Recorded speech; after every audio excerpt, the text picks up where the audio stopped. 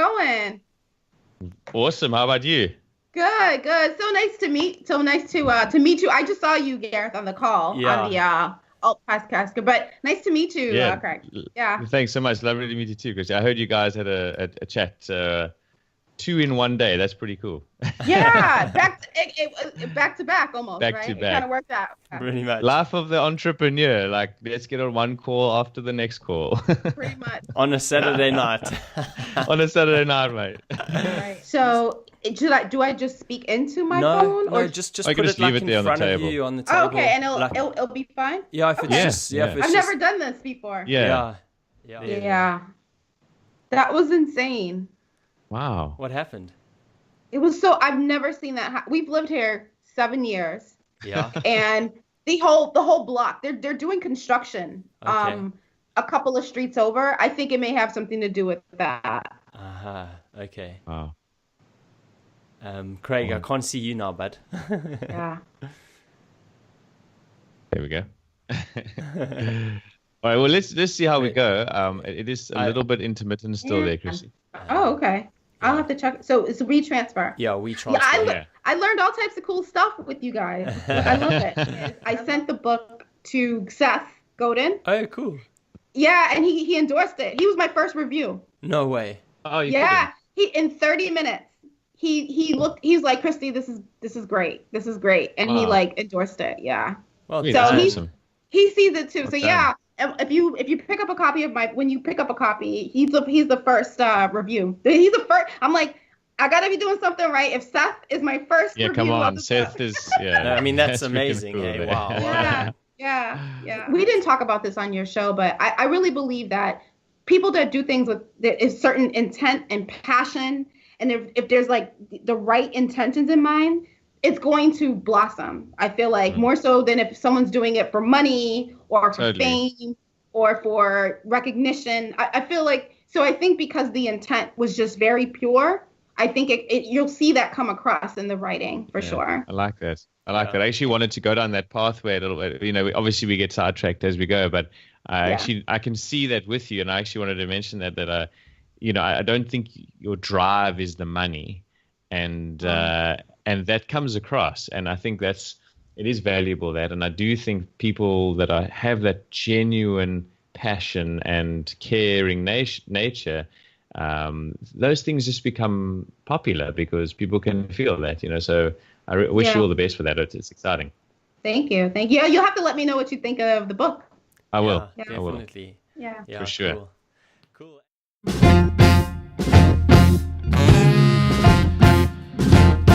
Let's do this.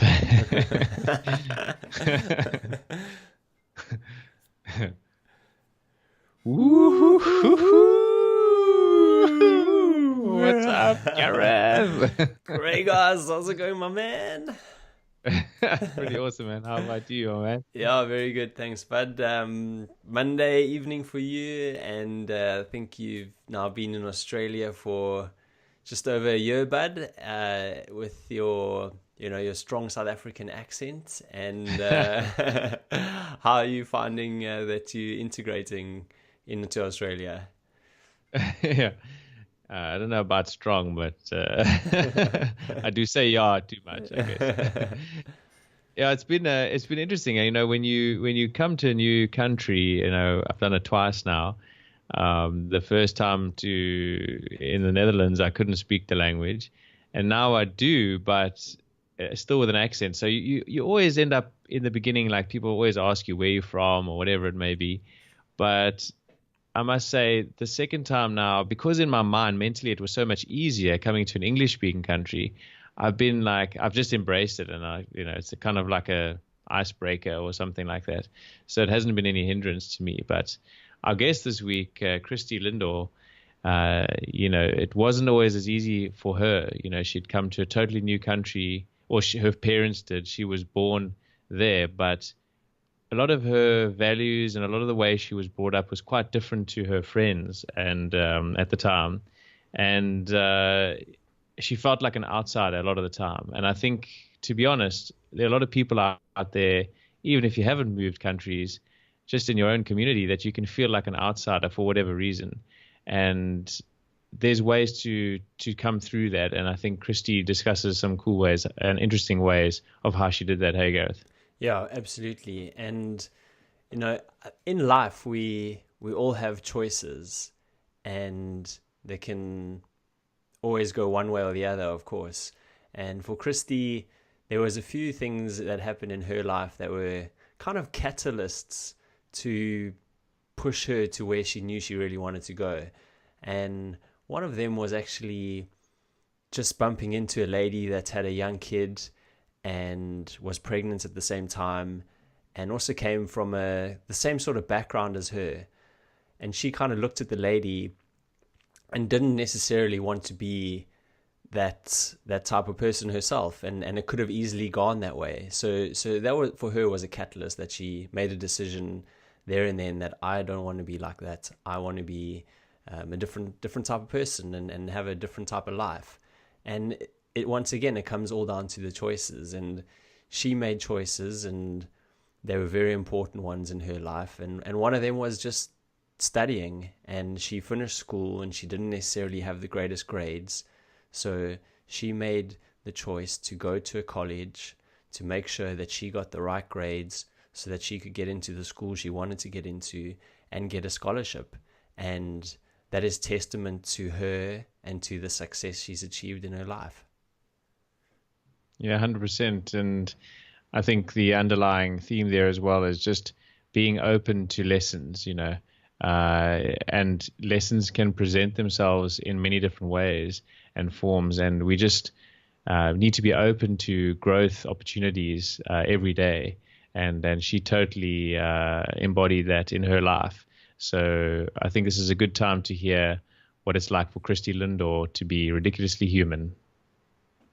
Well, hello there. How's it going, Christie Lindor, all the way from Boston? Yeah. Hey, how's it going? How are you both doing today? Yeah, we're good. How about you? Thank you so much for joining us on the podcast. Yeah, I'm super excited to connect for sure. That's so cool. And how's your day been so far? Oh, it's been an adventure-filled day. I live such a colorful life. Adventure-filled day for sure. But I'm really excited to have this conversation. Cool. What does like an adventureful day kind of mean? Like a colorful day for you? Well, the fact that I just lost power in my house, first time in like the 7 years that we've been living here that happened. It was like a blip, and it was the entire block. No way. Yeah, so that was pretty interesting. It's just there's always these like little quirks. I laugh at them, but I feel like I attract very colorful scenarios sometimes. Never boring, never a dull moment, which is always good. Right. Oh, well, you got a nice big smile there and a deep laugh, which is very, very cool. I can imagine it's quite infectious. Oh yeah. It's never a dull day. Never a dull day in the Lindor household for sure. Yeah. That's cool. It's just to give this like a little bit of context in terms of like how we know you and how I know you. Like we both did a course called the alt-MBA together. Well, actually, we didn't do it together. You did a few. Which one did you do actually? So I was alt-MBA 11. Which one were you, Gareth? Yeah, I was either 12 or 13. So I did it last year. And then so this is a course which is run by a guy called Seth Godin, and it's a really, really cool month-long intensive course where you learn a hell of a lot about actually delivering projects and like how to do it, how to strategize, how to write out goals, how to kind of remove that fear factor. And, I think a lot of things actually, for me have been sort of born out of that. I know for you as well, you have your own podcast, and that came out of like week 3 or something like that. So it's a really, really powerful course. Maybe that's like a kind of okay way to start this as well. You know what I mean? Like, why did you go and do the alt-MBA, and what did you kind of get out of it? Man, how much time you got? Let's go. Oh my goodness. I feel like I'm a completely different person from when I came to the alt-MBA.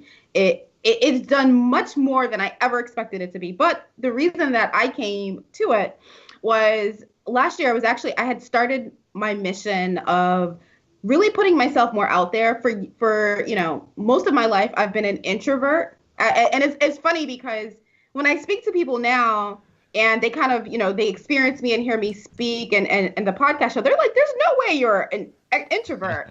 But I am. And over the years, I've learned to flex, right? To be able to go in and out of that mode, because as a consultant, I'm a management consultant, have been for over a decade. You have to communicate with people. So I've learned to turn that on and off, that skill set. But I realized that was not enough at this particular juncture in my life, in my career. I really needed to take a broader step.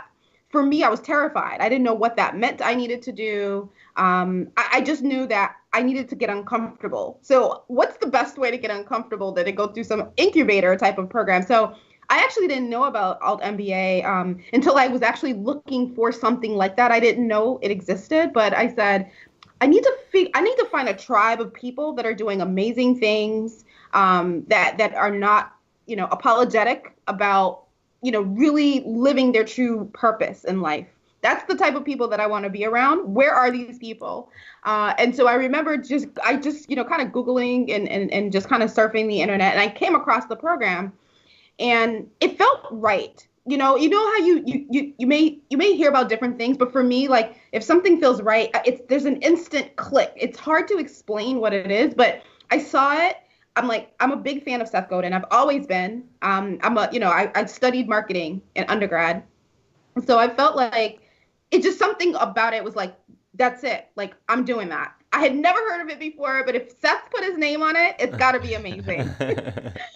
So I applied for it. And when I did, I came to the program really wanting to really become a thought leader. That was really my purpose. I've got so many years of consulting experience, working at amazing firms, working and really helping solve really interesting, business challenges. I needed to really start to put myself out there. But how do you do that first step? So fast forward, here I am. I've got the podcast show. I just released my first book, and a lot of cool, amazing things have unfolded. And I got a chance to meet folks like you, Gareth, and connect with others that kind of keep me in that bubble. I call it the bubble of greatness. That's what I call the alt-MBA. Yeah. And so my thing is, in the U.S. there's a saying that if you surround yourself with 5 millionaires, you'll be the 6th one. So I feel like with the alt-MBA, I surround myself with greatness, so therefore I have a winning chance at it. So it certainly rubs off, doesn't it, when you around certain people, right, that you've made that decision to be around certain kind of people, and I think that's kind of a testament to something within yourself. Obviously, you've made goals, you've got a vision of what you're looking for in your life, which is kind of cool. But I must say, just from my side of the story, we had kind of just started the podcast, and that's when Gareth got on to the alt-MBA with Seth Godin. And we've both been fans of Seth Godin for some time. But when just watching him go through that, like from the outside, it was really interesting because it was quite intensive. Like he was spending a lot of time and working really hard, and as he does anyway. But it was really cool just to see the interesting subtle changes within him from the outside of just like get in and do stuff and don't wait and stuff like that, which is, like you said as well, part of how this podcast was born as well, which is really, really exciting to watch from the outside. But I'd love to just unpack a little aspect that you were mentioning a moment ago, Christie. You were saying that you were, self-confessed introvert, and you said you kind of pushed through that. I'd love to know how you get into the zone, because I'd imagine if that's a trait, sort of a character trait, it's kind of always there. So how do you get into the zone to come out of that state so that I'm sure other people might feel that, geez, it's difficult for me to network or whatever it is? How do you do it? Yeah. I started to do this, I want to say, maybe at the beginning of my career about 15 years ago. And in the beginning, it sucked. It really did. It was not comfortable at all. But I was around a lot of extroverted people, and I learned pretty quickly on in my career that in order to succeed, at least at the firm and the types of environment that I was exposed to, you had to talk. You had to let people know what you were thinking. You had to bring ideas to the table. You had to brainstorm. It was always a collective. It was not just, okay, me, Christie, the individual. It was, what are we collectively doing to really bring our best to the marketplace? That was really the theme of my career. And I realized you can't do that being quiet. You can't do that, not being intellectually curious on the outside. So for me, that was uncomfortable. And it's funny because when I growing up, I grew up in a large house and there was always a lot of noise and stuff. People kind of accepted me in my introversion. So even though I'd be the nerd with my books and in my room, in my little corner, people were like, oh, that's just Christie. She's just always like that. And that was fine. But I realized in the work environment, that was, I had to flex. And so for me, for anyone listening to this, I think it can become I call it now, it's an unconscious competence. It's actually, I call it my superpower now, right? Because over time, what I've been able to do is after forcing myself in a lot of different situations, it's just keep forcing it. And now it's a switch. Like I will get off of this interview and I'm going to go right back to my snail mode. You can access that when you need to, which is cool. Yeah, exactly. It kind of comes on and off as I need to. Yeah. So I call it sometimes a Dr. Jekyll, Mr. Hyde type of trait but it's funny. I do that all day at work. I flex all day, but then when I come home, I'm exhausted, right? Like I need to recenter, regroup.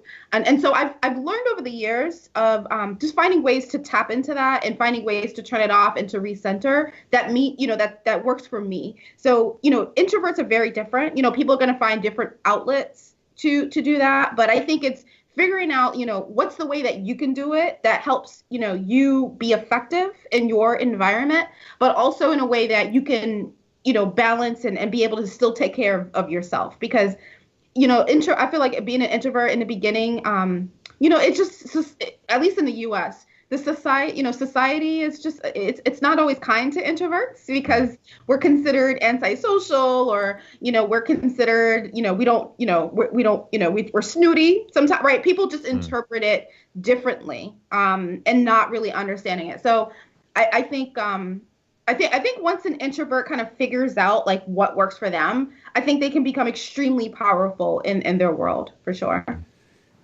I like that. Yeah, I like that too. And it's interesting that you say that because I worked in America like just in a summer camp when I was like 18 or something, and I was like, oh my word, these Americans, they're like so extroverted, like literally like just so out there compared to how like we grew up in South Africa.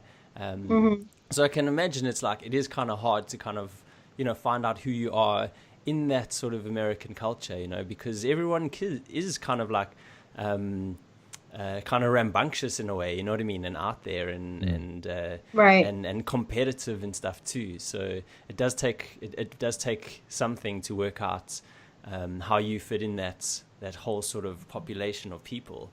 So, but just to take things back to you as a youngster. Now we know that you come from a big family.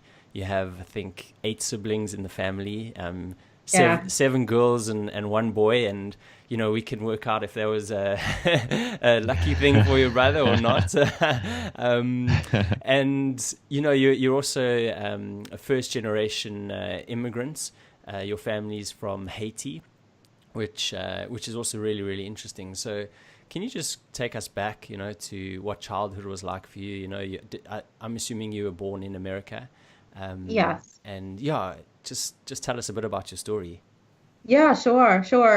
So I actually had, I do have 8 siblings, but I have mostly brothers. Oh, sorry. So Sorry. yeah, Okay. yeah. So I have, it's the other way around. I have one Okay. sister. Ah, So okay. it's and I tell people my going joke about my sister. She's the baby. So I'm the oldest. She's the baby. And I tell people I believe that I prayed her into existence. When I was a kid, because I was surrounded by all these guys, and I was like, please, Lord, like give me a give sister. us a girl. Yeah.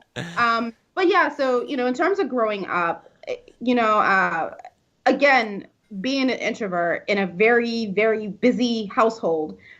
And at that time, it seemed very inconvenient, right? Because again, I just wanted to hide. I didn't want to kind of, talk or do a lot of things. And I grew up in a very loving home. My parents were, they were, what's the word?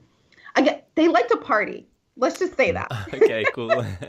My mom and it was my mom and I grew up with my mom and my stepdad, and it was like a Brady Bunch. So my mom had four of us, but then we ended up adopting like four other boys in a house, and so my parents, they loved to party. There was a party. I felt like growing up there was always a party, like once a month at my house. So in addition to all of us, there was like always like food and drinks, and it was always there was always an excuse to throw a party at my house at the time. So growing up that, and it's funny, my siblings, they're all very outward, very extroverted. I think with the exception of my sister, but we all had our friends. So each person had like their own clique of friends. Yeah. And we all have pets, believe it or not. So could you imagine in like a 3 or 4 bedroom home, there was a 3-bed home, there was at least always 15 or so people in there. There was like 7 or 8 pets running, like gerbils and cats and dogs and turtles. I mean, it was a community center. It literally was a community center. It's so funny. Back then it was like, I couldn't wait to get away from all that chaos. But in hindsight, it was truly magical. It was really, really magical because it was always laughter. There was always, video games and fights. And, we had our own little code language because we spoke 3 different languages in the house. So I don't know. Now looking back, it was like, man, I feel really blessed that I got a chance to grow up that way. So just while you're on that point, like how did your parents end up coming to the States? Like, what was their journey? Why had they decided to do this, to make the trip? Yeah, it's a very interesting question. So I know my mom. I believe she didn't want to come to the States. I think my mom. I think she wanted to go to Europe. It just so happened that the rest of my family was here. Like my aunts and uncles. They a lot of them were here, and so people family kind of travels in packs. So I think in the U.S. culture, it's kind of perfectly acceptable for people to kind of go off cross country, cross region, by themselves and just kind of live their life and build a life. And the Haitian culture, is very communal. Wherever your parents are, wherever people are, that's where everyone congregates, right? Like wherever the nucleus is, that's where everyone goes, and it's kind of without question that's where you'll go, and so it's just a different kind of cultural value. I know that I decided to move and move to a different place. But funny enough, like certain folks followed me there, right? So I think even though, we were very Americanized growing up, we did still kind of have some of the traits and values that my parents grew us up with. But yeah, my mom, she didn't want to be here, but she ended up here. I think of all the places in the U.S., she really liked Boston the most. Because my mom is a big academic type of person. So she ended up here, and we grew up in Boston. So even though I left, I've migrated back up to the Boston area. So nice. Yeah. And so your mom was like, she was a partier, but as well as an academic. Like, how did those two kind of go hand in hand? You know what's funny about that? I've picked up that trait, right? So I remember in college, I was very big about my studies and very serious and stuff. But I also, I was a member of a sorority. I was a member of sorority, and we were always throwing parties and doing different things. So I was able to pick up that, and I didn't realize that until like in the last, in my later years, but I realized that I was able to balance, to do both, right? To still have a love for, academics and learning and that, but also when it's time to kind of kick back and hang out, I can do that well too, right? So I can't take credit. I really have to see, just see my mom in action. She was an amazing woman. So. Oh, wow. And yeah. And sorry to interrupt you there, Craig. So growing up with like 8 of you, I mean, what is like the dinner table like? You know what I mean? It must be pretty crazy. It sounds like it's full of energy just by the way you're talking about it now. But it's, it must have been like a lot of fun and, like just Yeah. So growing up, with so many boys, there was never enough food. Yeah. Someone was always stealing somebody's food or something. That was the biggest thing. It just always was a scarcity of resources. It felt like. But my mom, she was super organized. So one of the things I tell people, and they always laugh when I tell them, we actually, because there were so many of us, but my mom was very organized. And so we each had color-coded utensils.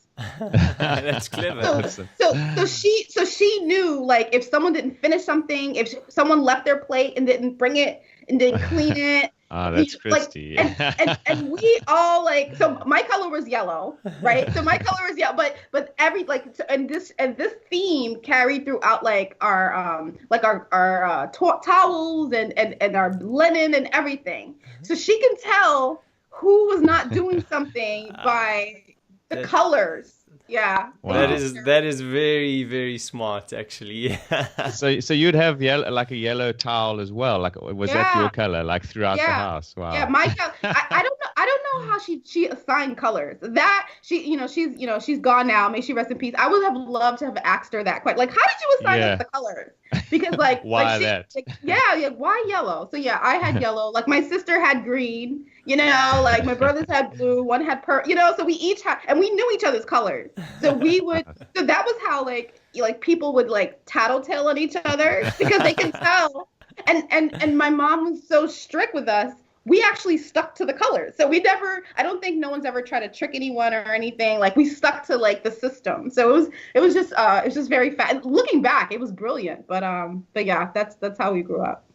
So your parents, they were strict. Was that part of sort of Haitian, the Haitian way? Is that sort of, you mentioned values.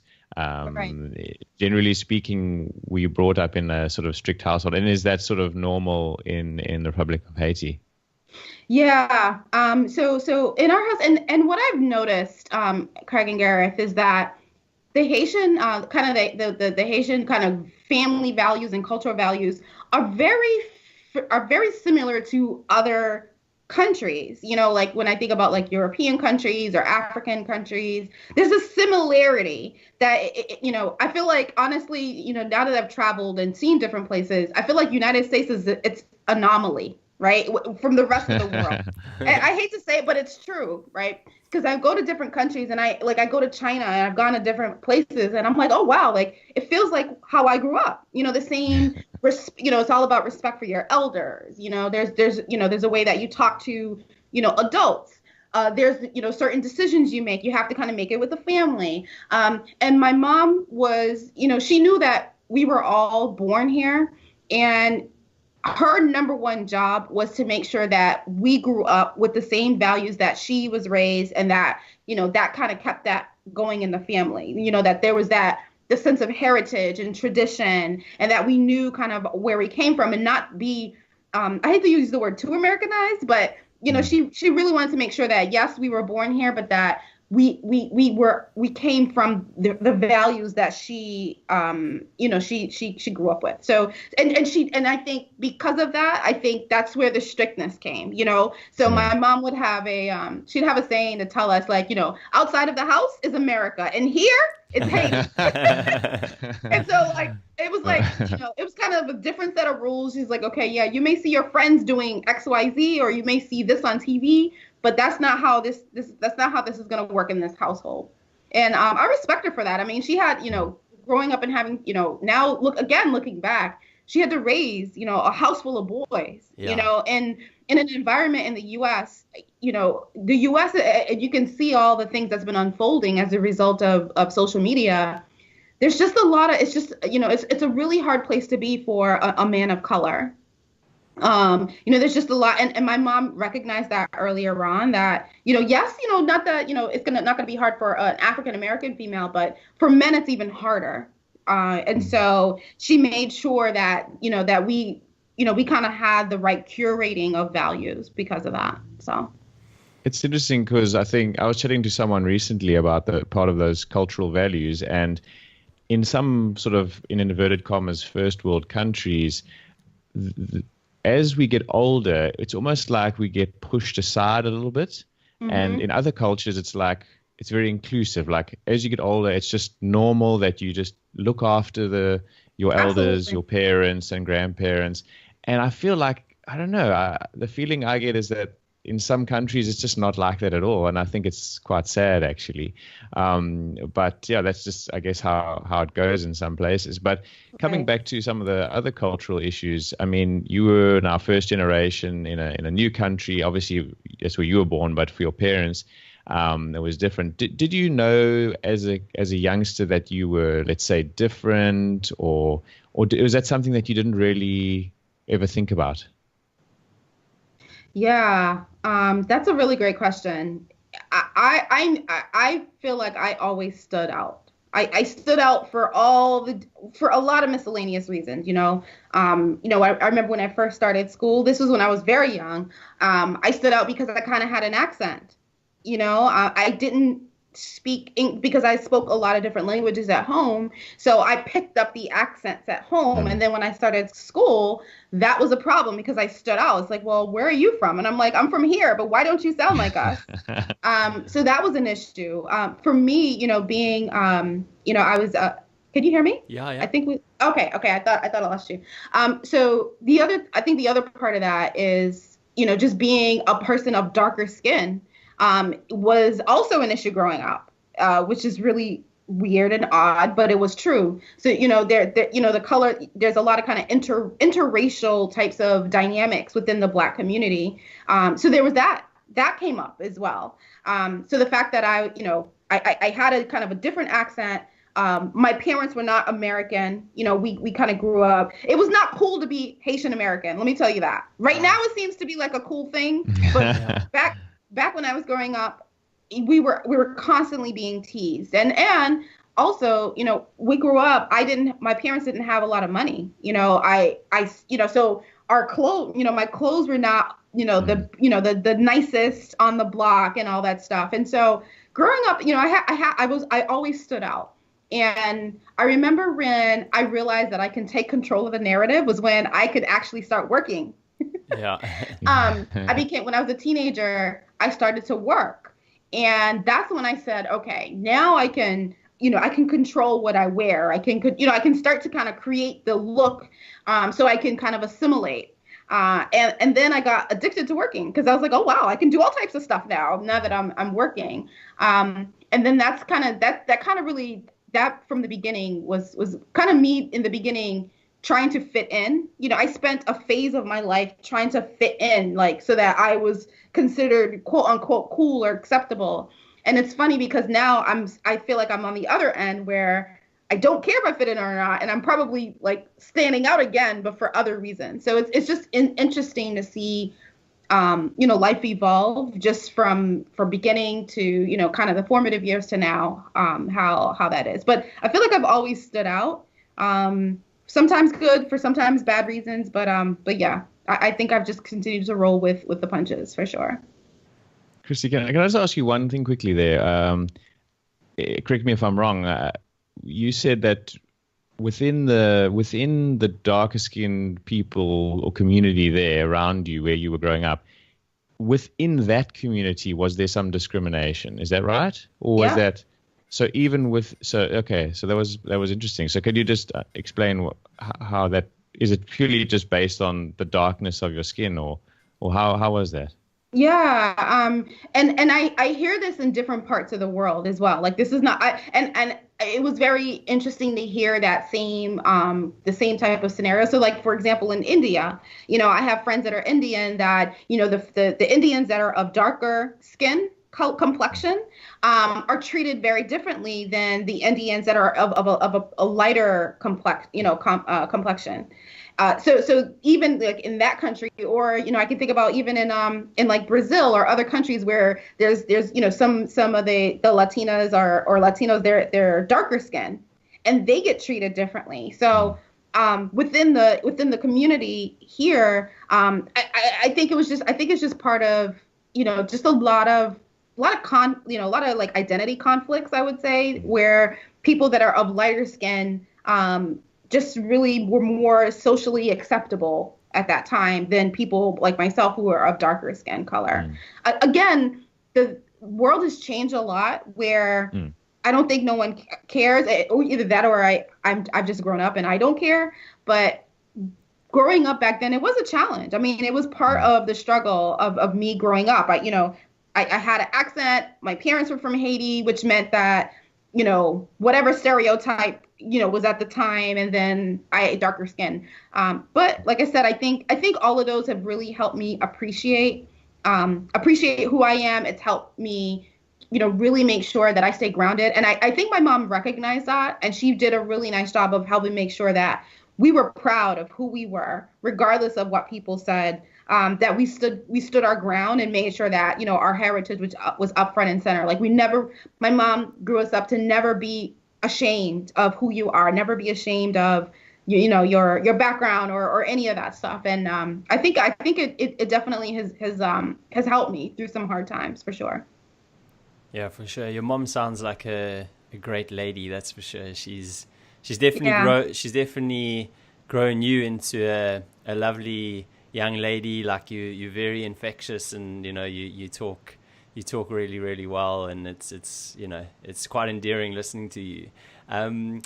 She's done a good job. Thank you. We like to go a little bit raw on things here.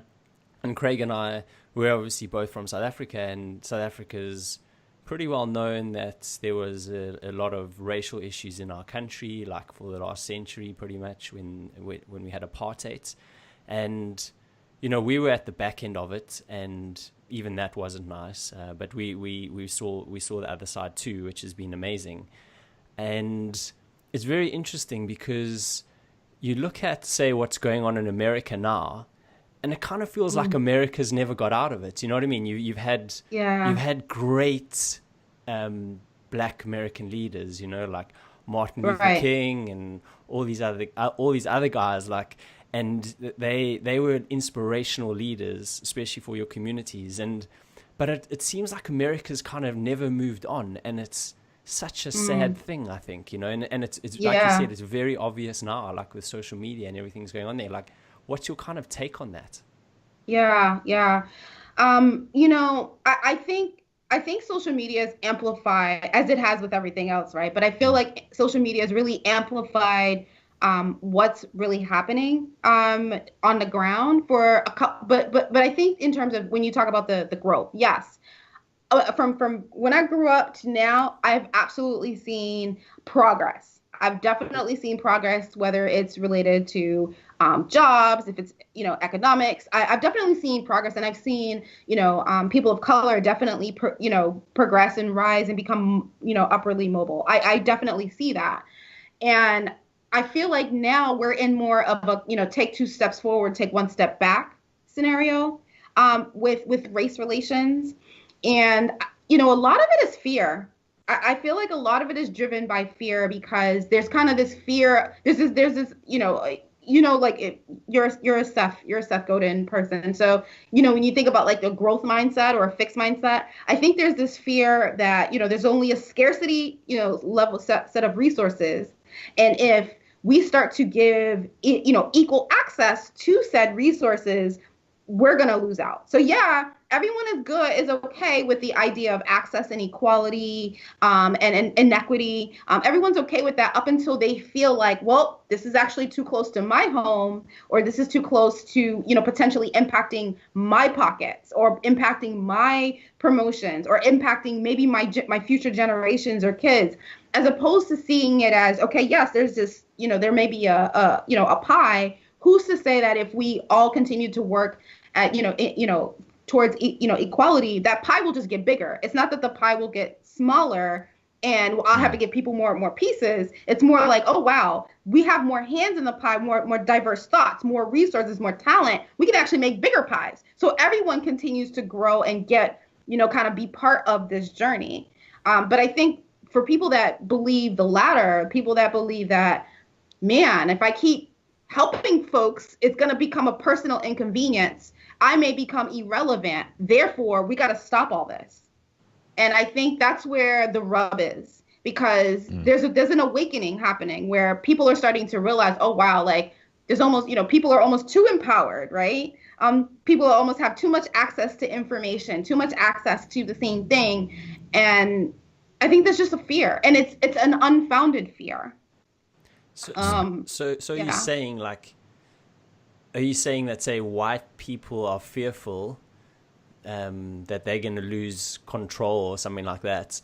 And then I guess the other part of the question is, what about like all this gun crime and stuff that you do see on social media, like, and it's always sort of black guys or whatever that are getting shot down. It is terrible, like. For me, I don't know if that is fear. That I can't relate that to fear. That's just plain brutality and something else. I don't know what it is though. Yeah. Well, going back to the thing about, if it's white people, I don't think it's necessarily always, okay, it's a white person thing. I think it's a socioeconomic thing. It always comes down to money. All of this is about money, right? At the end of the day. So I think the people that have, the money, right, they want to make sure that there's always kind of that pyramid. There's always, certain folks at the top, certain folks have access to resources and information and power, whatever that manifests to be, right? So I personally don't think it's just a racial thing. I think it's more of, okay, how many people can continue to have access to this type of power? And these are a lot, there's a lot of new, for example, there's a lot of new generation wealthy people. There's a lot of new generation types of thing. But I think people don't take into account that the economies to grow, they're thinking, okay, people have to eat into an existing kind of marketplace, or, so that's one thing. But to your thing about violence, actually crime in and of itself has gone down. So if you think about, like, right now, like domestic crime, the way when I grew up, there was a lot of violence, like street violence and a lot of gangs and shootings and that sort of thing. I grew up there. It seems like a lot of that's kind of been cleaned up. So is there going to always be crime? Absolutely. I mean, that's just, human nature. We'll always have crime. But I feel like most of the crime that's taken place is not someone coming up to someone shooting somebody. I don't think that's where a lot of the crime is taking place these days. I think it's silent crime. I think it's systemic racism. That's a crime. I think the fact that if you think about the prison system is a corporation. It's a business. That's a crime. I think, with things like, health, if you think about like organizations that are public companies that may be, putting out drugs or putting out food or putting out things for individuals, knowing that they're not good, knowing that they can lead to cancer, lead to all types of things. I think those are the crimes, and they're silent crimes. No one's talking about those things. So, to me, that's where, and no one's even talking about like the cybersecurity crimes that's happening. Because so I think, yes, you'll see things on the outside and there may be like a shock value to it. But I feel like that's noise for what's really happening in the back that no one's talking about. I think, that's really well said. I think there's so much going on behind the scenes. The media plays obviously a massive role with what we see and the way it's portrayed. But I think a theme there that I was thinking of when you were discussing that now, Christie, was we need to have a government system around the world, really, but something that creates better wealth sharing, so that it isn't as much of a pyramid. And socialism and these kinds of things, they've had sort of attempts at it, but nothing's really been really, really effective at doing that. And I think if we're able to find a way of doing that better, I think that will definitely help, because there's just this massive rift, all around the world with wealth and that. So, and another thing, actually, you were mentioning it earlier, it made me think of something. Everyone has this idea, I'm willing to do this, I'm willing to change, etc., until it's in your backyard. Like when I was living in the Netherlands, they had a lot of these like wind turbines, right? And so they had this massive issue of everyone saying, we need more sustainable energy, we want this. Everyone was go, go, go. And then they say, okay, well, you have a piece of land. Can we put it on your piece of land? And then everyone says no, because they're like, oh, it's not in my backyard. Right. But everyone says it's a good idea. So it's one of these things of, we need to be accountable. If we're going to say something, we need to actually, move on it and make a change. And that's what you also said earlier about being uncomfortable. Sometimes we need to force it for a while until it becomes normal and easy. And I think that's something really interesting to sort of go into, Right. I mean, I totally agree with that, Craig. One thing that I'm seeing right now in terms of the direction of the U.S. is there's more of an emphasis, at least with our current government, the more emphasis on being more nationalistic. And it's like, okay, let's stop helping everybody. Let's just help ourselves. And, I understand, yes, we should be our first priority. Absolutely. Because it's kind of like if you're on a plane, you have to put the air mask on you before you can help others. That makes sense. And I understand that. But I think sometimes it shouldn't be to the detriment or, kind of creating a normalization of it's just about me. It's just, all about me and what we do. And that's it. I don't think that's the right answer either. And so I guess, we'll have to figure it out and learn along the way. It's interesting with, countries like India and countries like China, that are really becoming rising superpowers. It's going to be very interesting, to see things unfold over the next decade or so. Yeah, absolutely. It's super interesting, just like kind of being part of what's going on in this world at these times. So let's just see. I guess how it all turns out. Hopefully, it all turns out pretty good in the next sort of 50, 100 years. So just let's just take this bit back to yourself, and so growing up in the massive house that you had, and with all your brothers and your family. You said you started working, like that's kind of was like a turning point for you, where you started creating your own identity and assimilating more with, say, the American culture.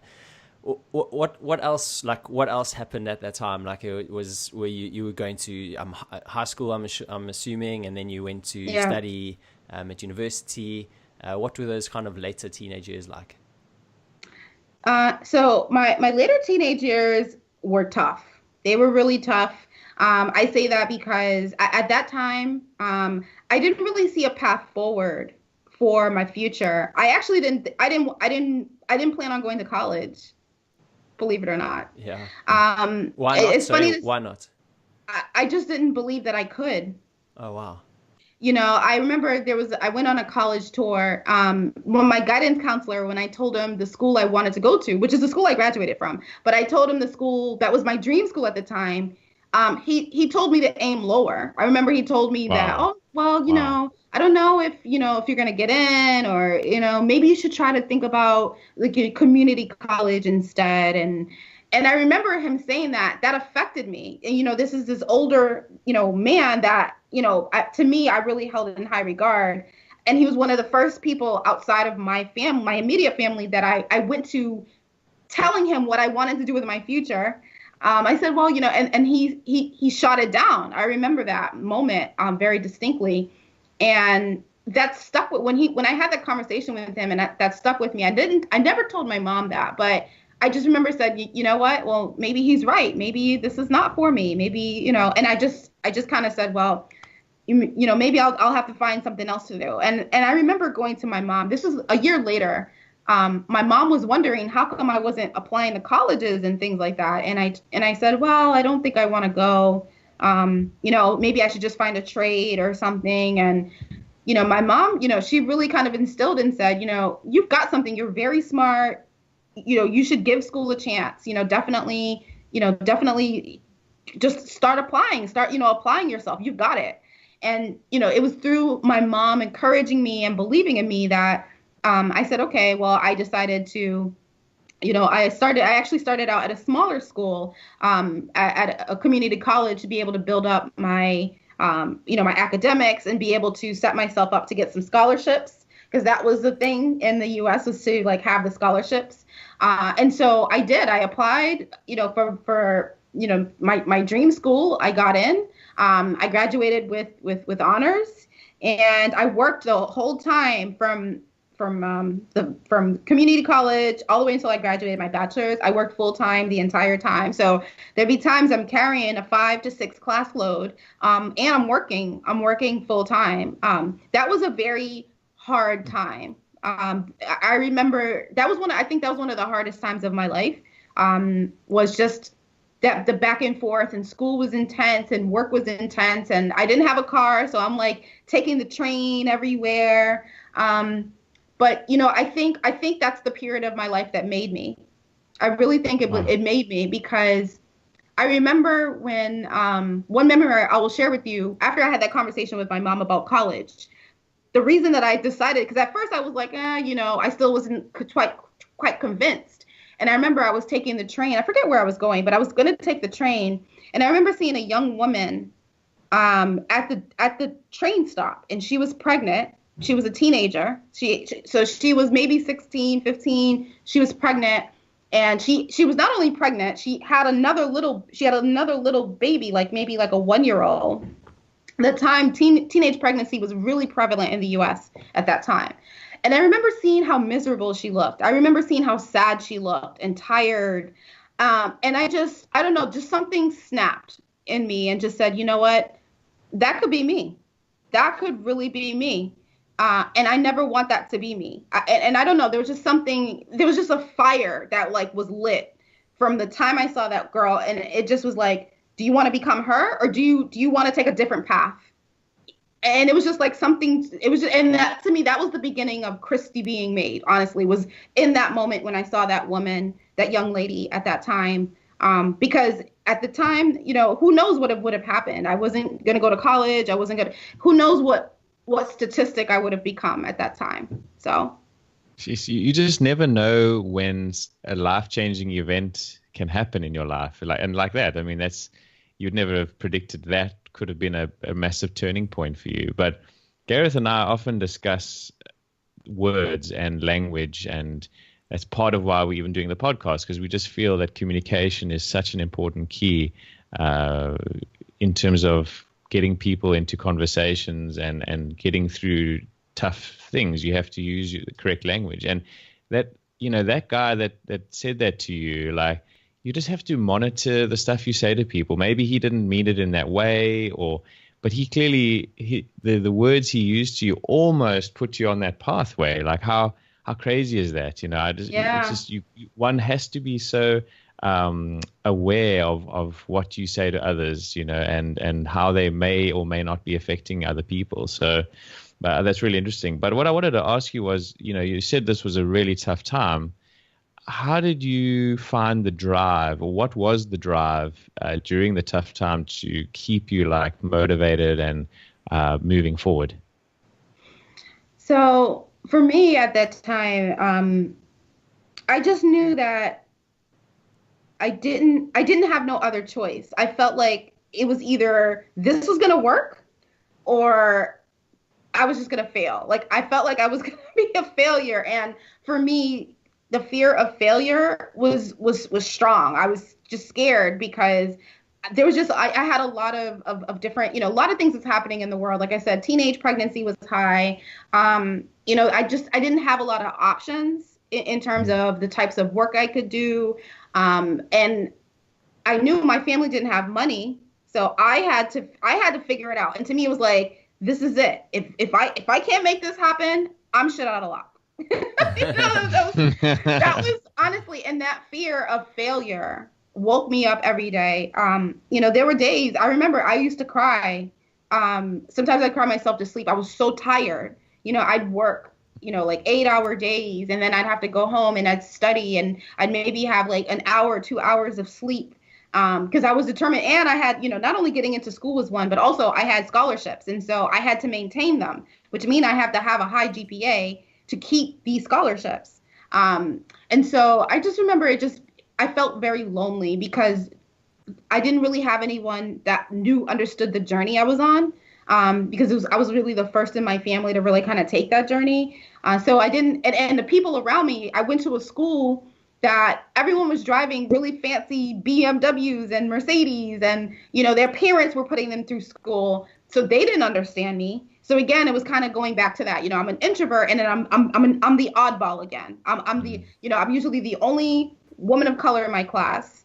So there was that as well, in that I had to make sure that if I'm going to say something, it has to be meaningful, because guess what? In my mind, I felt like I had to represent the whole Black race in my class, or when I spoke, because I didn't want to reinforce a stereotype. So I had to be on point. So there was just a lot. And did I need to put all that pressure on myself? Probably not, but I did.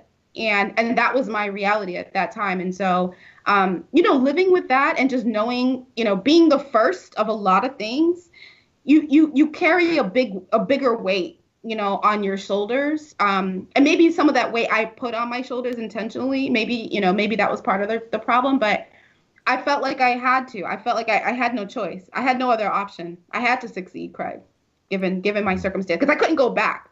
I knew what was back there. I couldn't go back.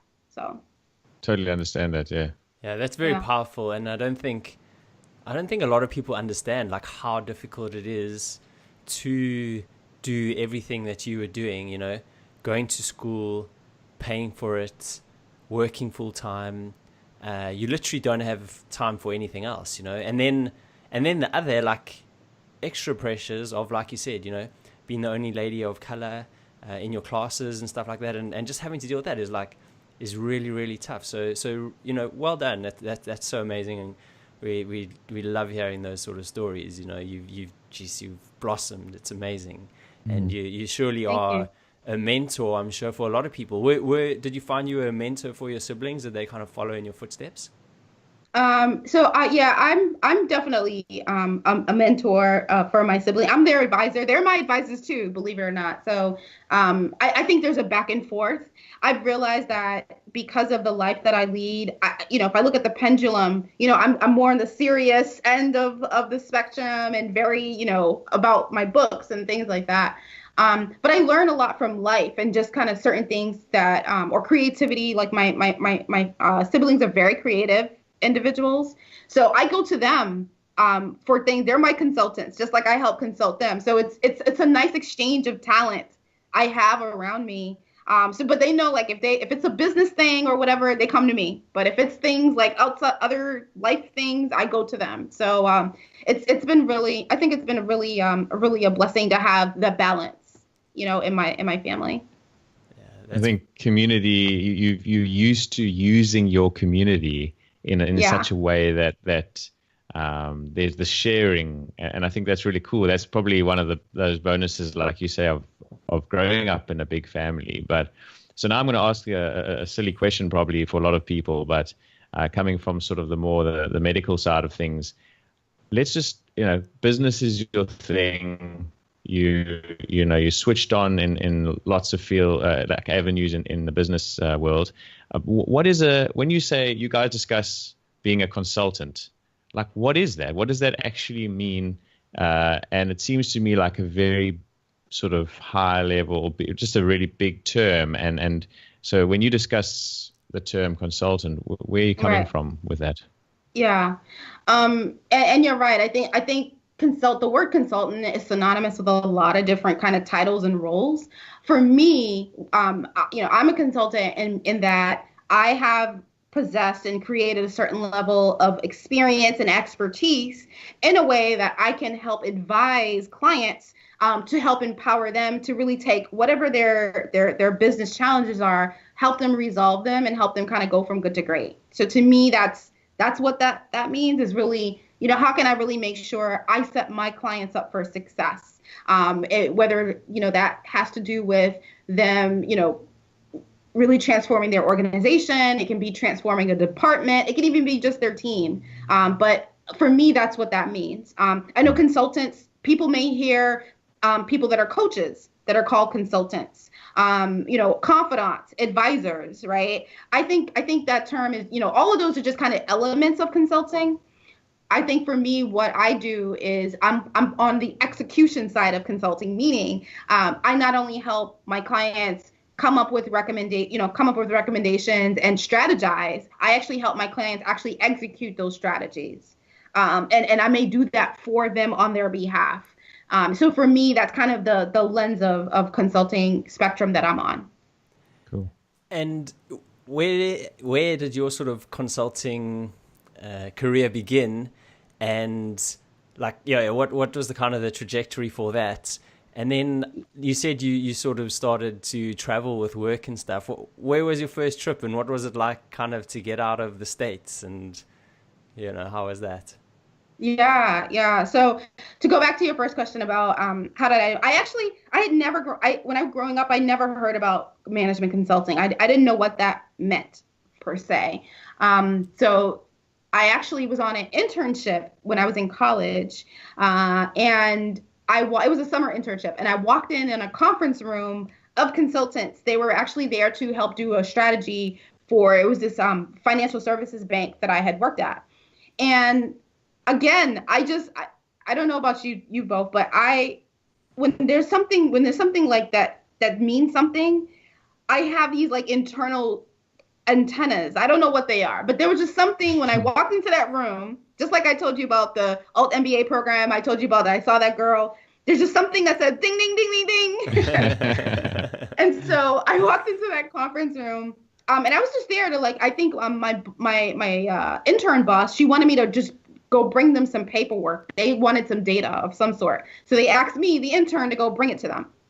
So I went in there, and it was like the world changed. I remember the world stopped moving because I saw these 5 people, and they were strategizing something on a board. They were, on the board, and they were just kind of debating. There was an intellectual debate going on between them.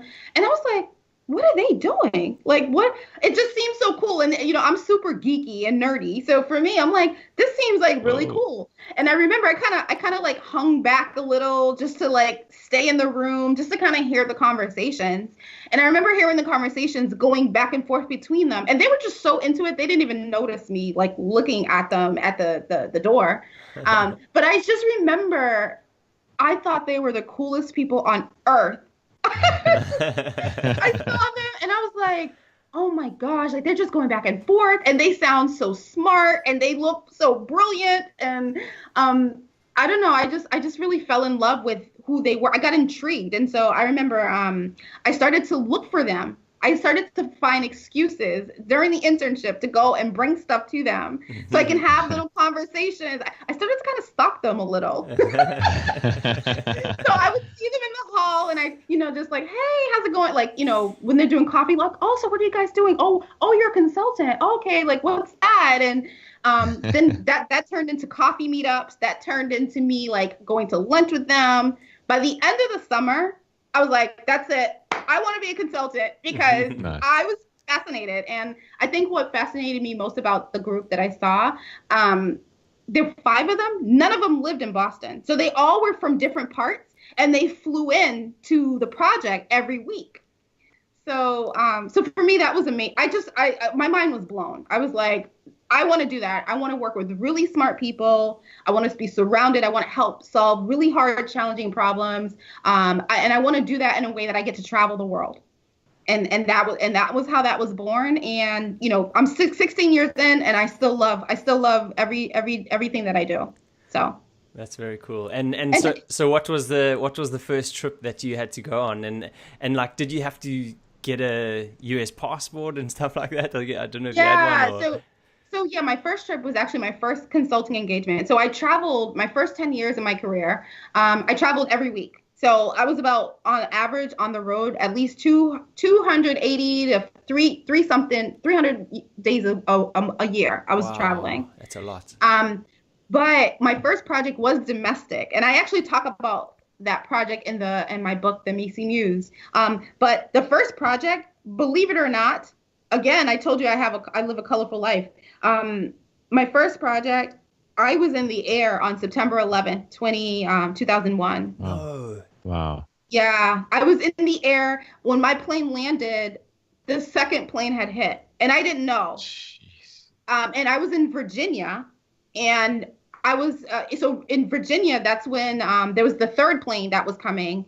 So by the time I made it to my client site, that third plane hit, and they shut the whole state of Virginia down. So I got to my client site, and I couldn't find my team room. I couldn't. They said everyone's shut down. I'm like, I just got here. I didn't even know.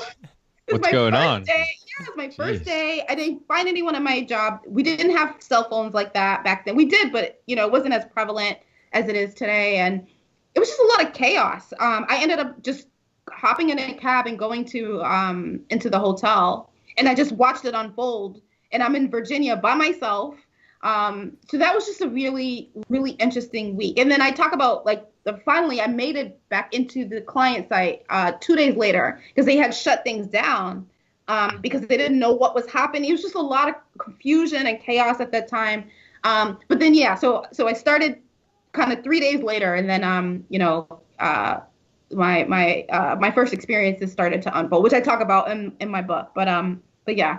That was my first experience. My first international trip I took, I actually ended up going to Toronto. So that was really cool. That's cool. That was one of my favorite trips was And you were like, Toronto. This is real. Like, this is it. I'm traveling the world with the job that I wanted to do. And that's exactly what your plan was sort of for yourself. So that's pretty cool that you manifested that all, And, you discuss your book now, and there's a few things that obviously we can go into there, and obviously would like to. But first of all, how did you find time to start doing side stuff, side hustles, when you're working and traveling so much? And I'd love to know, how did you time manage? How did you? And then also, I'd also like to explore, but actually writing a book, how does that all work? But maybe just start off with. Sure. How you actually started doing it on the side. Sure. So the way that I just started doing it, I just started writing, honestly. I gave myself an hour a day. So I just said, whatever I can produce in that hours, I'm going to produce. So in the beginning, it was very clunky. It was a start and stop. Sometimes I'd write a paragraph.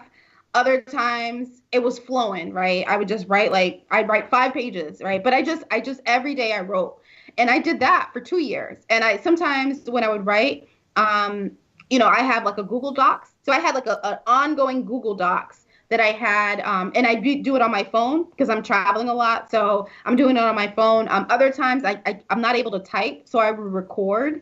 My voice bit, oh yeah, this memory, and I record it, and then I go back and type it in. And so I just did that for 2 years, and that's actually how I decided to come up with the name, the Mece Muse, because I would just, after writing, now in hindsight, that's not the most effective way to write a book, honestly, because I didn't create an outline or anything. I just was writing. I just wrote anything that came to mind, and then it was at the end of second year, I said, all right, I had hundreds of pages. I need to figure out how to organize all this information. And then I kind of did a reverse engineering.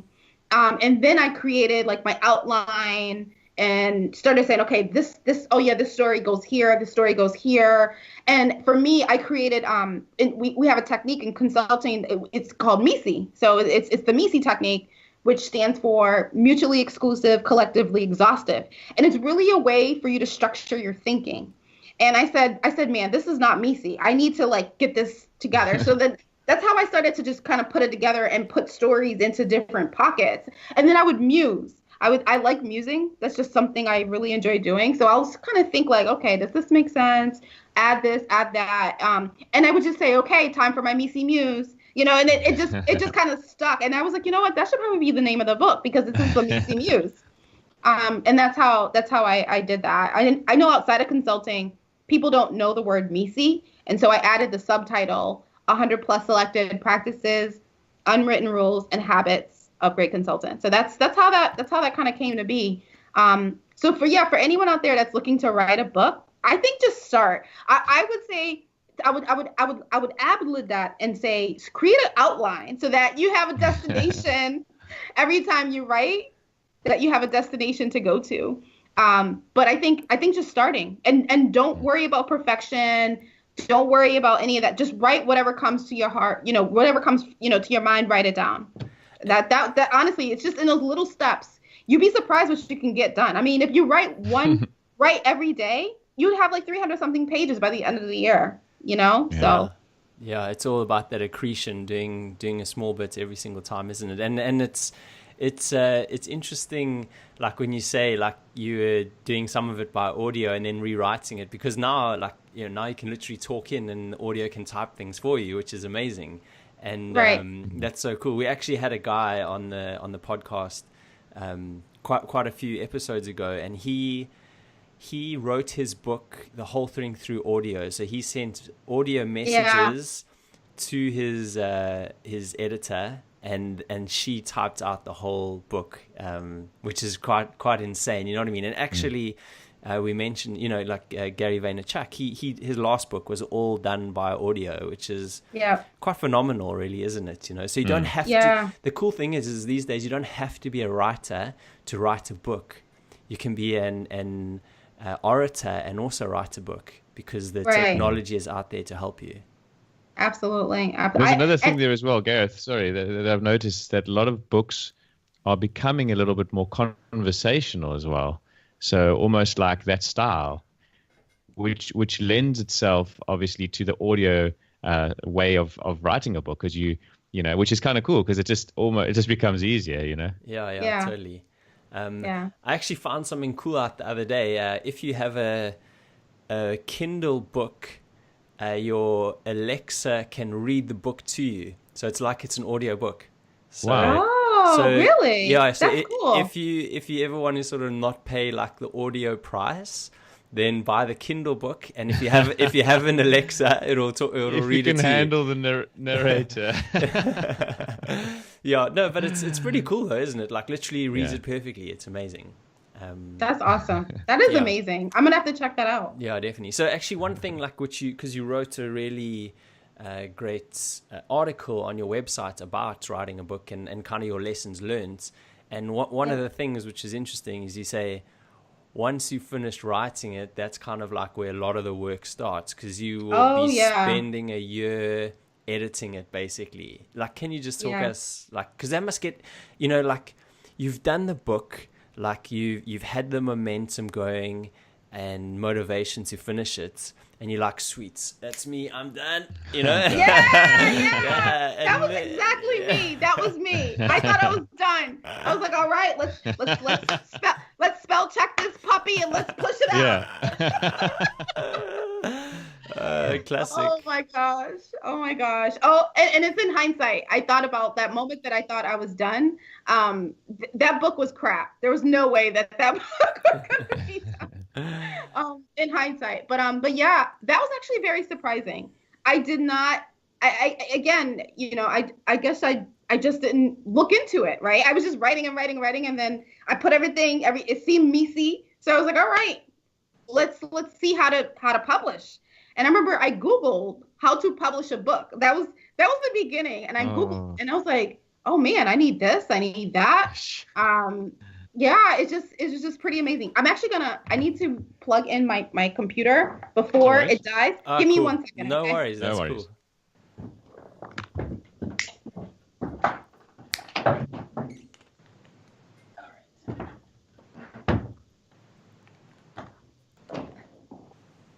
All right. Cool. Perfect. Yeah. I was like, I don't want that to what happened earlier to happen again, for sure. No worries. So I just had to Google it because again, I had no idea. I didn't know any authors to ask people, but there are some really cool articles online that really do a really good job of explaining how to go about doing this process.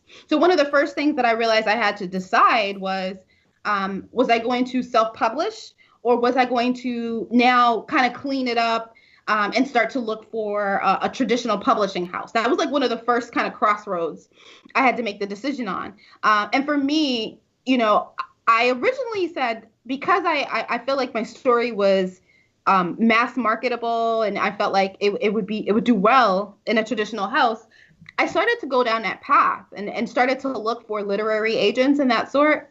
But as I started to talk to different people, they had a different vision of my book than I had for my book. I talked to a couple people. They kind of wanted it to be more like an expose. Yeah. They wanted, I don't know. And again, for them, I realized, again, it goes back to money. They wanted to do something they felt was going to sell units, right? Not about the story that I was going to tell. And it was in that moment I realized, you know what, I really want to have control over this because this is a very personal account. I share a lot of personal stories. This book it's all about them being a mentor I wish I had. So it has a very deep meaning for me. So for me, I felt like for this particular book, I wanted to control how it was going to be shipped to the audience, from how it was gonna flow, to the design, to everything, because it's so personal. I think for other, if it was another book, I've already started writing my second book. That book, I may go with a traditional publisher because it's not as personal to me. So I think one of the things that, listeners that are hearing this, you got to think about your why. Why do you want to write a book? What's important to you? What's your must-haves versus what are the things you can negotiate on? And for me, it was a deal breaker for someone to try to change my story for the sole purposes of commercial selling. That was, for me, that was not going to work. I wanted to stay true to the meaning and the purpose of my mission and my voice. So that was one of the first things.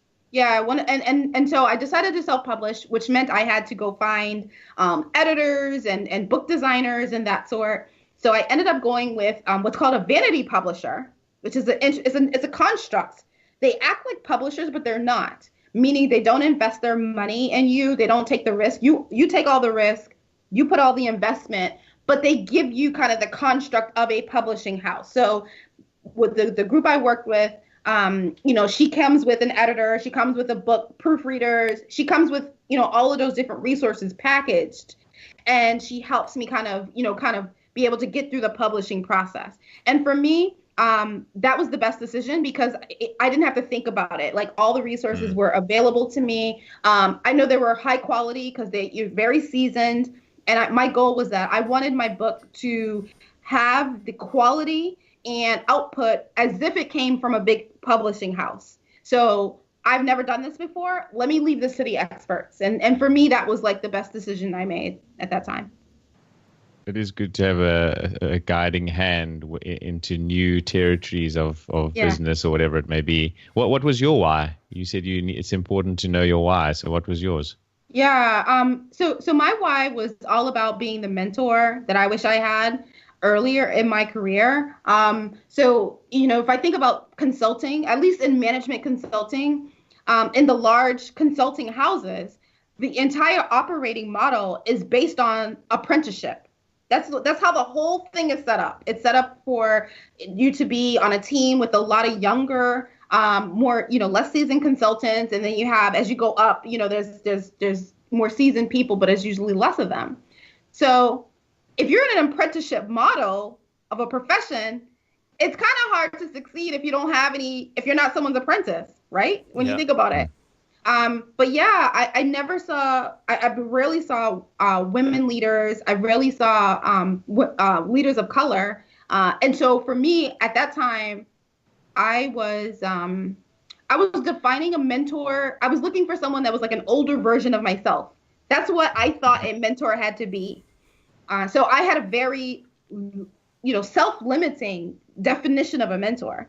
And when I realized I never saw that person never showed up. And then the people around me I don't really felt like they really cared. I was just kind of there because I wanted to be there and because I wanted to succeed. But I never found people that was like, hey, she's working really hard. She's got potential. Let's like grab her. Let's like coach her. I never found those people. That was very disheartening. So for the first 5 years of my career, I was lost. I felt lost. I was working, traveling all over the place, and I was going through all these experiences, and I never had anyone to talk about them, to debrief, to reflect, to say, here's what just happened. What do you think? Like, what should I do? Like that whole thing that happened unraveled the week of 9/11. I told my family, but I never had anyone at work to talk to about that. And to say, like, what does that all mean? Like, what's all this happening? Like, I never had that. And so fast forward, when I decided to stop feeling like a victim, I just woke up one day and I said, you know what? I'm just going to be my own mentor. I'm going to be my own mentor because this is the career I chose and I'm going to succeed. And I said, the day that I figure this out, I'm telling everybody. And you did. I did.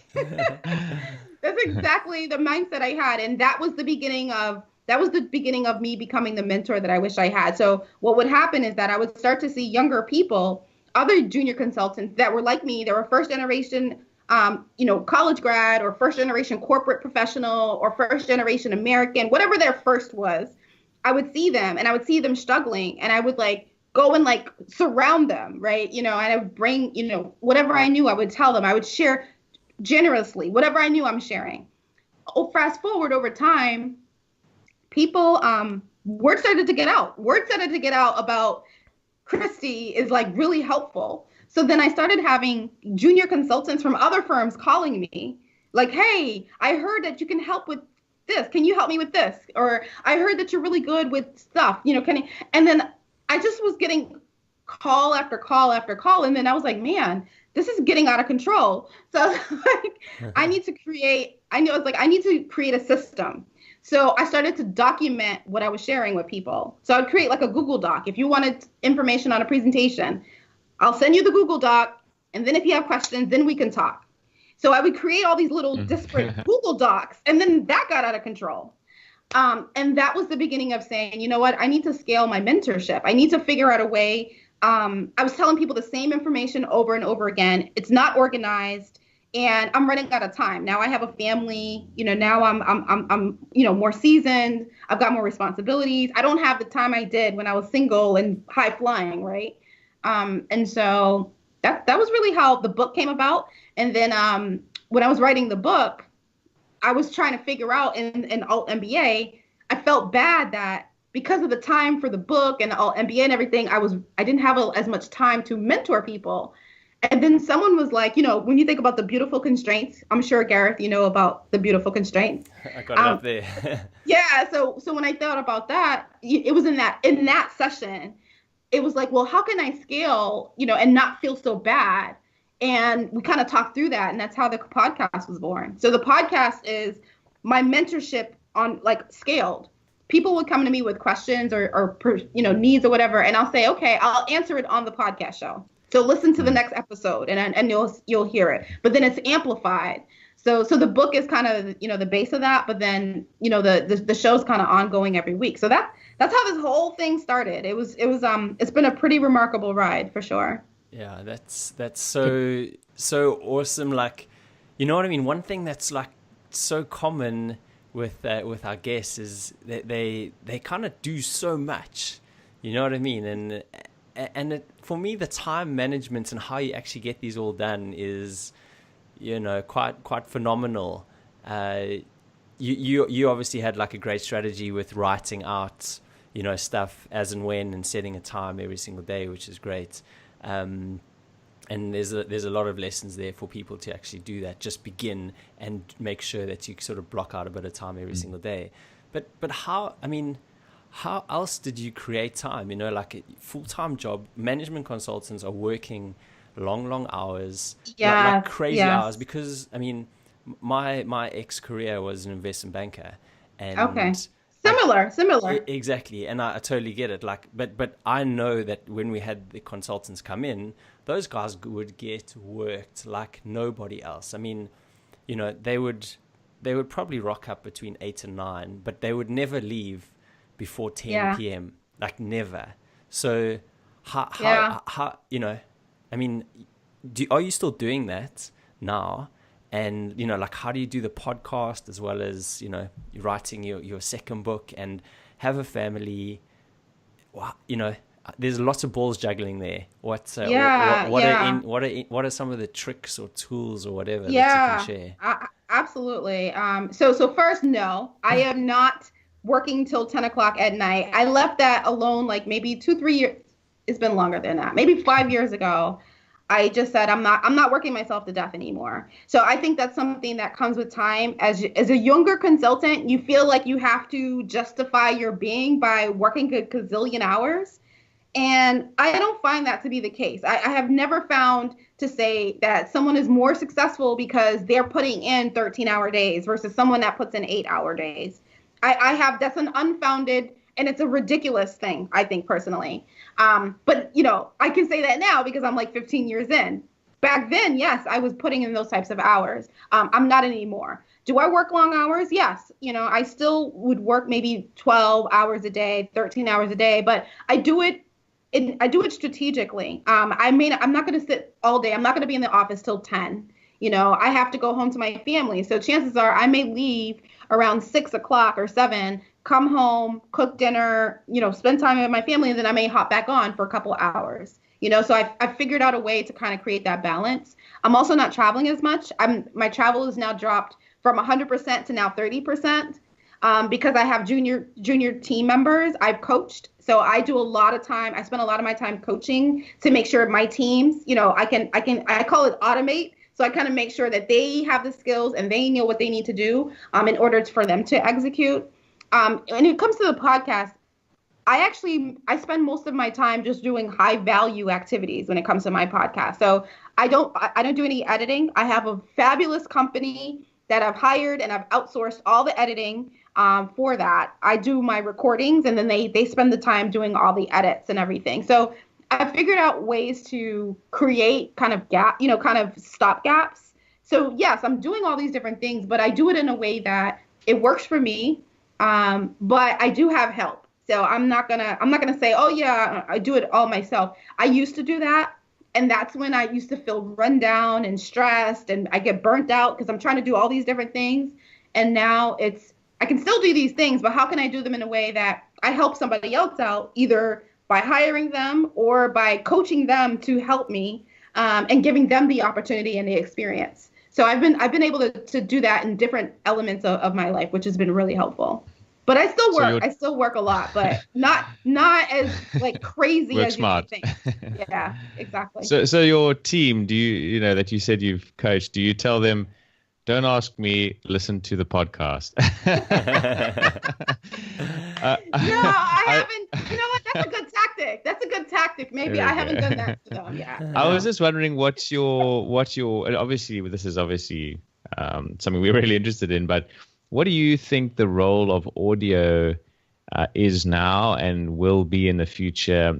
And one thing we've noticed amongst our listeners, a few things. First of all, there are a lot of people that don't listen to podcasts still, right. Which Gareth and I find really interesting because we've been listening to them and they've literally changed our lives over the years.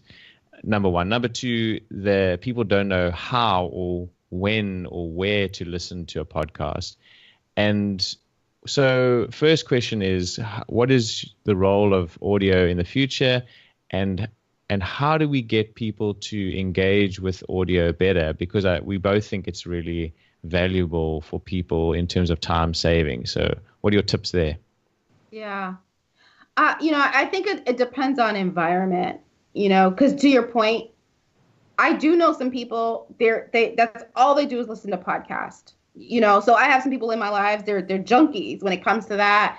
That's where they pick up their news, and that's where they get inspiration, and that's where they find a lot of resources, and, a lot of things happen, which is great. But then I also have people that don't even know what a podcast really is, or what they don't see the value of spending time to even try to find one, and these are people, some of the folks, they're like, I'm the first person they've ever heard that listens to podcasts or has one. So to them, it's like, and I think what's interesting is that, over time, I feel like podcasts are going to become more and more prevalent as the means. I think what's interesting is that radio, it's going to be interesting kind of how radio goes. I feel like over time, maybe radio will eventually all become podcasts too, because of the nature of the technology as it evolves. But to that point, I feel like right now there's a lot of audio podcasts. I think what you two are doing with kind of having that video element, I feel like that's where things are going to really take off with podcasting, because they'll have kind of that video element, and you'll see more of that. Because to me, video seems to be like, that's the next big thing with when it comes to how people consume information, more so than audio these days. So it'll be interesting. But I feel like audio is still there's still work. I wouldn't say podcasting is in its infancy, but it definitely hasn't crossed the chasm yet, for sure. So it'll be interesting to see kind of where things go. But video may trump it, so we'll see. It is interesting. Like I guess we have full faith that it's going to become the next big thing, audio. So that's why we're persevering with this. But also, it's a nice way to listen to things, and it's easy. You can kind of multitask when you listen to people talking. So, absolutely. So just to kind of bring it back a little bit to the real human element and events in our lives that impact us. We were speaking to you a little bit just before this started, and you mentioned that about 9 years ago you had quite a tragic loss in your life, where you lost some family members. What kind of happened, and how did that impact your life? Yeah. So for me at that time, I don't know about for you culturally in America. We have a saying that death comes in threes. I don't know if you've heard that before. So for me, between 2008 and 2009, I lost my dog. So I had a cute little dog that was like my world. Yeah. So I lost my dog to health conditions. Then like 6 months later, I lost my grandmother. She died of she had a stroke before, but she never recovered, and she passed away from that. And then 6 months after that, I lost my mother. And these are all kind of element. My dog was very special to me, but my grandmother, she's my rock. My mother's my rock. So I kind of lost all of that within like a year and a half's time.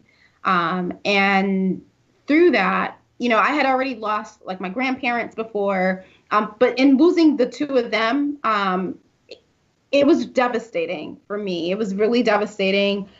I felt like I didn't have a compass, because they were really like, my compass. So it's for me to have, watch them both kind of decline, and I had to bury both of them, was one of the hardest things I ever did in my life.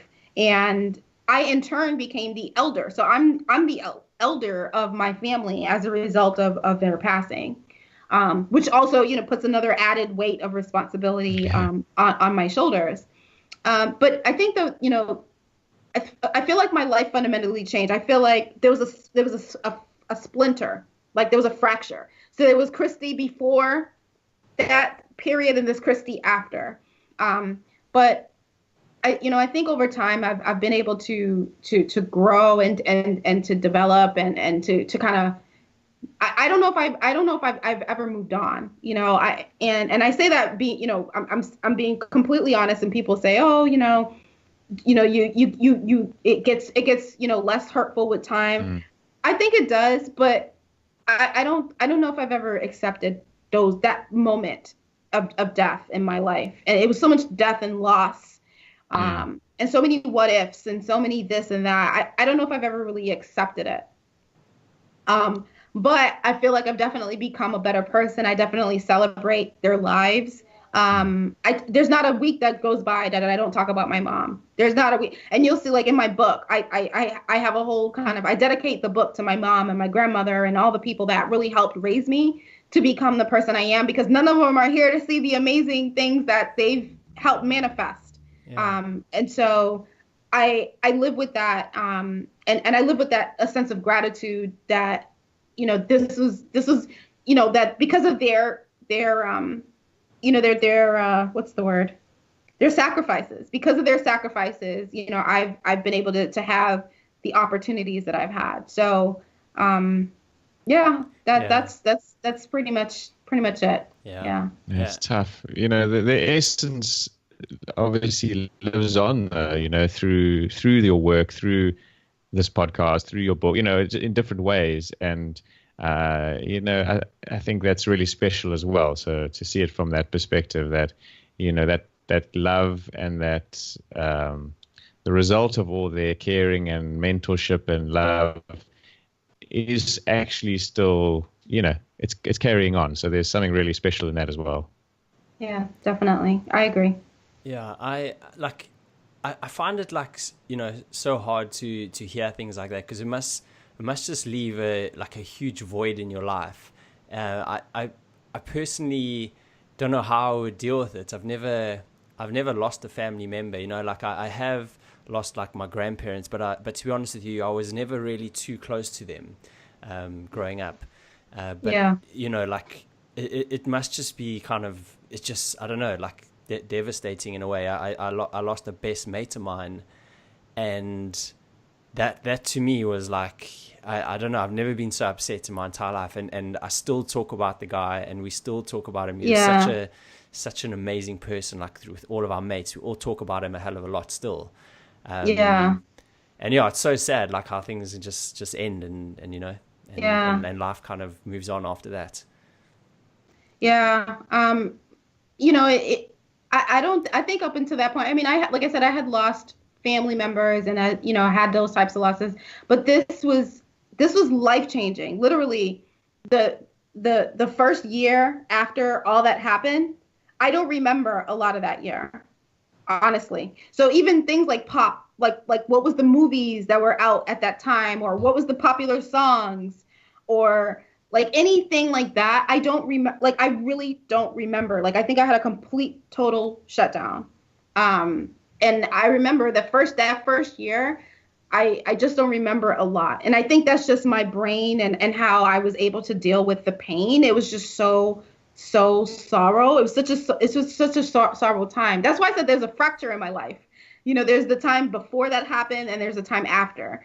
And I think one thing that has happened, just for the better, I've become a lot more caring. I've become a lot more focused on family, because if I think about that time in my life, I was high-flying management consultant, super duper management consultant, I had just started business school. I had to drop out of business school. I remember I was at the height of my career when that whole thing came crashing down. And I remember I used to ask myself, why did all these things happen? But I wouldn't have been writing a book. I wouldn't have had a podcast, and maybe I would have, but I don't think I would have, because I think at that time I was just in a different space mentally. So going through that really helped me.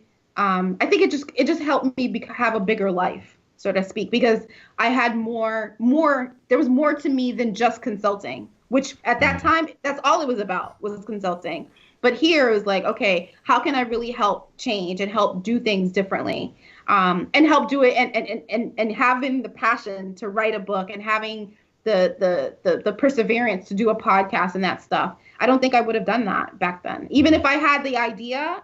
And we all have ideas, right? Even if I was, I wouldn't have been nice if, but I don't think I would have actually sat down and did the work to put that into fruition. I feel like I've just been able to pick up some different ways of being as a result of those incidents. I thought about legacy. Big events.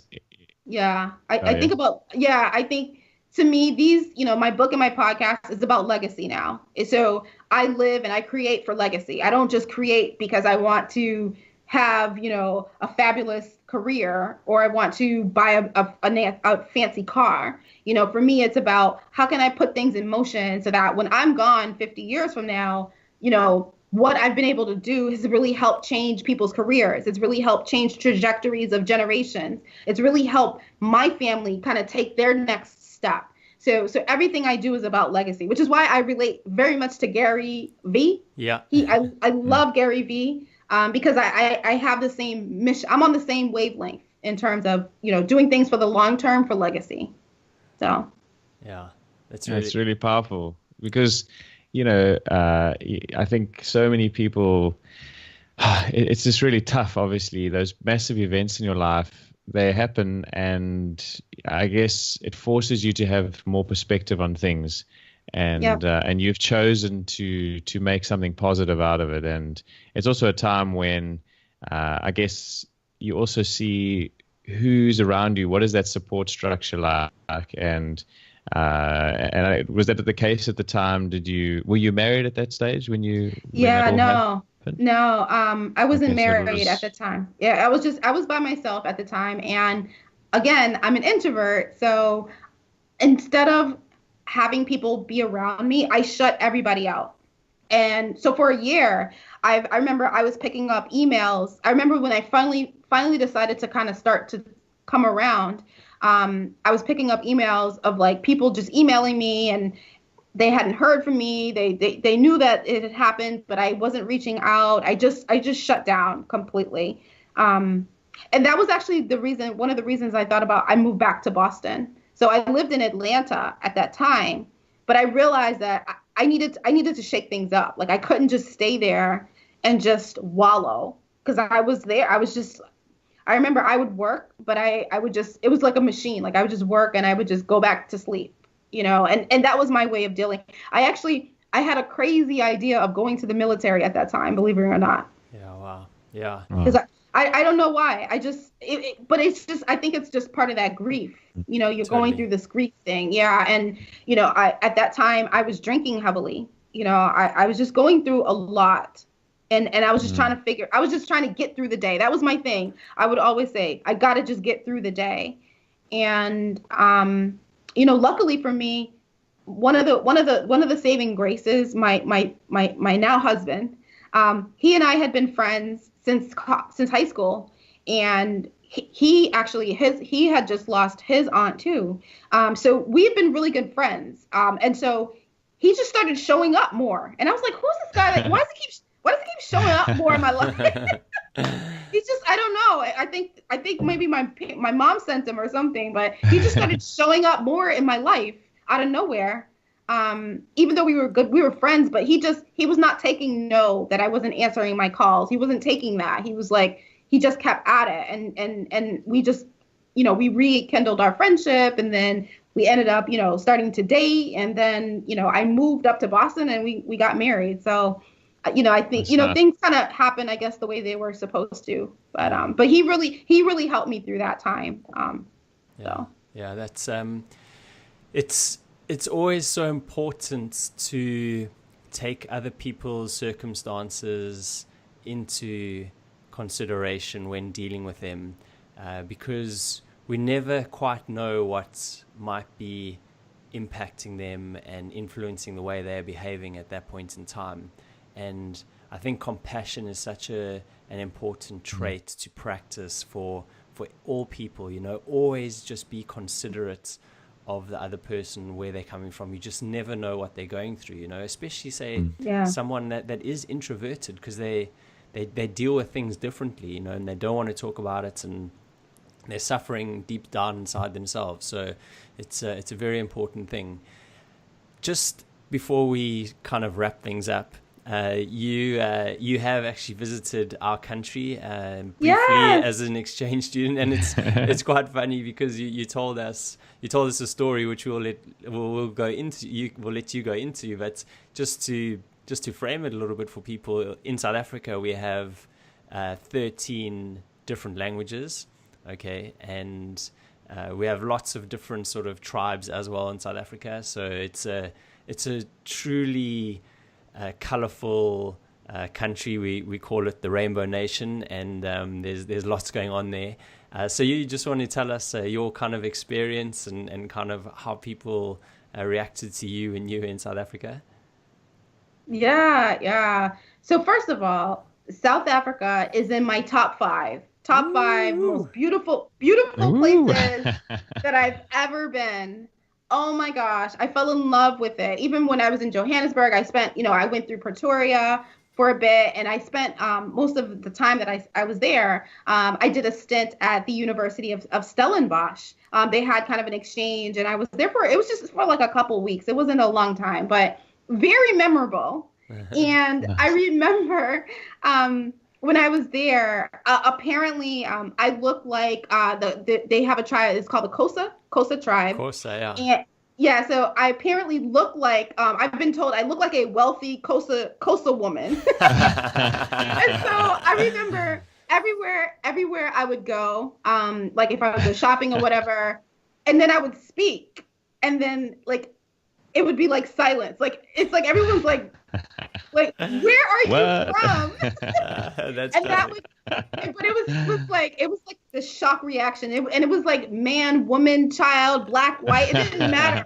Anytime I spoke, they would just stop and look at me. That's awesome. That was fun. That was funny. It was just funny because they was like, where are you from? Like, because at first I guess I blended in until I spoke, and then it was a wrap there. But I enjoyed my time in South Africa. Beautiful country, beautiful mountains. I love mountainous terrain. So I just really had a really nice time. So. It's interesting. Cool. Never judge the book by the cover, I suppose. Yeah. And that's one thing about South Africa that a lot of people don't realize.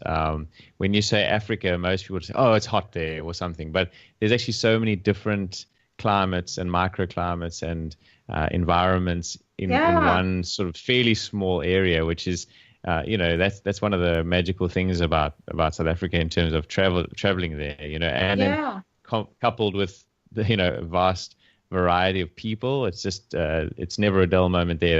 That's for sure.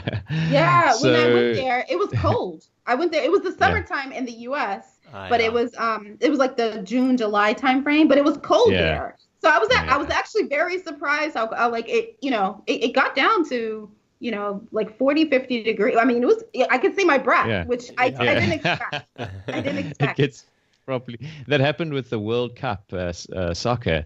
There were so many people that went over and just sort of assumed that it's because it's Africa, it's hot all the time. And so many people were like sitting in the sort of an inland stadium in the middle of winter and it's freezing, and they were like, what? So that was classic. So, but just before we wrap up, like Gareth said, you've mentioned legacy, and so I'd love to hear, what's the plan for the future? You're bringing out a second book, but give us a little bit of a rundown of where you're heading and what your direction is. Yeah, right now I'm really taking a step back. There's been so many amazing things that's happened over the last year. As I said, I think alt-MBA just like, so anyone that's looking to level up in their life, I do not get paid for alt-MBA advertisement, by the way, but I think for me, it was such a life-changing event that I recommend it to people highly. But I think for me, it's just really taking a moment to really enjoy this moment in time. I've been able to publish my first book. I found out I'm one of the first African Americans to write a book on consulting. So that's like wow, which is, it's sad, but it's wow at the same time. Yeah. So just really enjoying this moment, getting my book out. I'm doing a lot more speaking. So there's some things coming down the pike. I can't disclose them quite yet at this moment, but you'll hear about them in a couple months. Probably by the time this episode releases, I'll let you know, Gareth. But no, it's just right now, I'm just really taking it all in. Like I said, me and my husband, we're married, and just enjoying life at this moment. I did start a second book. I don't know. There's just so much going on now. I've started it, but I think I'm going to take my time with it. So I don't think it's not going to come out anytime soon, like I said, but I have started it. So, and it's going to be on consulting. So again, That's cool. And if people want to kind of get in touch with you, I mean, we obviously write out a lot of show notes and stuff, and we'll put everything in there. So what's the best way for them to find out about you and get in touch? Yeah, sure. So thank you both, by the way, for having me on this podcast. I've had such a blast.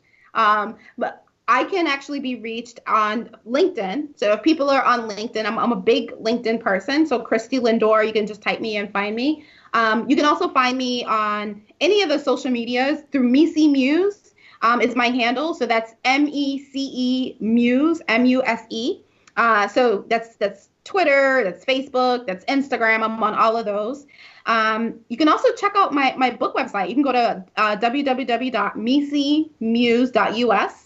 So that's MECEMuse.us. If you're interested in articles and blogs and that sort, you can check out ChristieLindor.com. Great stuff. That's great. Cool. I just wanted to thank you, first of all, for coming on our podcast as a guest. Like, you've been so much fun. Like, we really enjoyed it. I love your giggle. And your laugh is super infectious, and your smile is great, and it's really, really, really been fun talking to you. But at the same time, it's also been really nice of you to open up with your story. You know, you've shared a lot of things that have happened to you, and it's pretty raw, a lot of the stuff that you've spoken about. And I think lots of people can probably relate to those things too. And for me, one of the important lessons is to talk about these things, because there are lots of people that are suffering from the same things, but we keep them into ourselves, and that's not necessarily the right thing to do, because you can help people by sharing your story. And then the other thing is, I just would like to encourage people to go and read your book. And the reason I think it's important is because the world is changing, right? How we work is changing. And even though you say like the term consultant, that can kind of like transfer over into things like freelancer, etc. So there's a lot of that going on now. Like, so more people in the world are going to be freelancers in the next 5 years than there are going to be like permanent employees. So it sounds like a great sort of starting point to read your book and to learn what you've learned, because you've obviously written it with great intentions, literally to help people have a mentor that you didn't have. So encourage people that. So thank you for writing it and also for speaking a bit about it now. And yeah, we just had a lot of fun, and we wish you all the best for the future. So thank you so much for your time. It's been fantastic.